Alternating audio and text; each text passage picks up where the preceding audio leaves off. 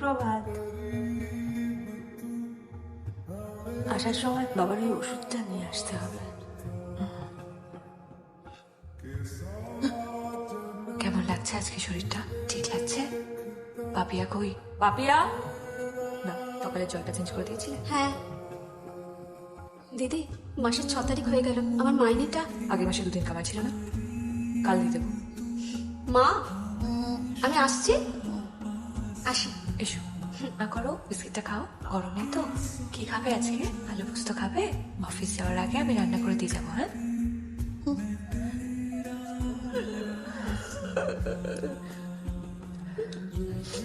কাঁদে না, আমি আছি তো, কাঁদে না। Good morning.